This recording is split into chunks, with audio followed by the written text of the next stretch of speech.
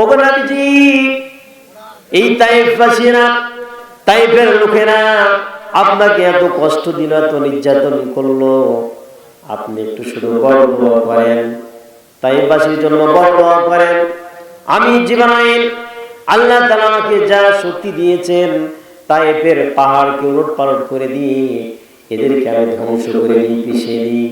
আমার নবীজি চোখের পানিগুলো ফেলে জিবরাইল আলাইহিস সালামকে বলেন, ও জিবরাইল, আমার আল্লাহ তাআলা আমাকে পাঠিয়েছেন, লা ইলাহা ইল্লাল্লাহু মুহাম্মাদুর রাসূলুল্লাহ।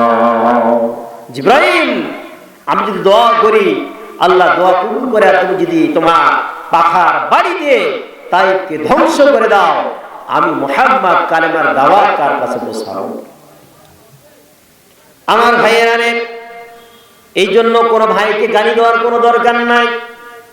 ব্যক্তিগত ভাবে কেউ ভুল করে কোনো দল করতে পারে, বামপন্থী দল করতে পারে, এই বলে সে যে একদম মুনাফিক হয়ে গেছে, কাফের হয়ে গেছে, এই বলুন অপবাদ দেওয়া যাবে না, তাদেরকে বোঝাইতে হবে। বিশ্বনবী আমার চাচাকে যে বললেন, আমার চাচা, আপনি ঈমান আনুন, আপনি যদি ঈমান আনেন, আসমান জমিন যিনি বানাইছেন তিনি আপনার অভিভাবক হয়ে যাবে। ঈমান আনার কারণে যারা ঈমান আনবে, আপনি ঈমান আনেন। আবু জেহেল বলুন, ভাতিজা, আমাকে এই দাওয়াত তুমি আর দিও না।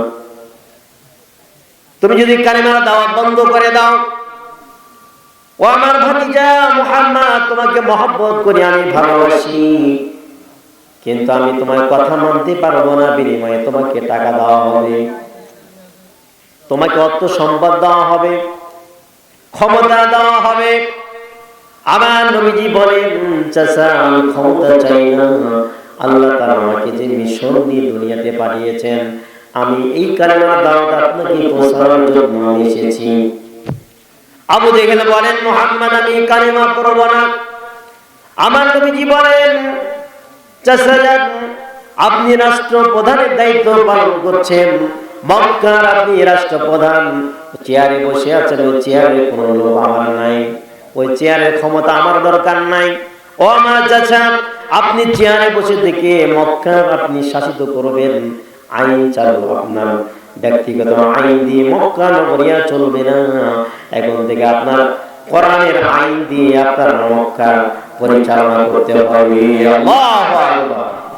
বললেন, আপনি চেয়ারে বসেন, কালেমা পড়েন, কোরআন দিয়ে আল্লাহর বিধান অনুযায়ী আপনি রাষ্ট্র পরিচালনা করেন, আমার কোনো বাধা নাই।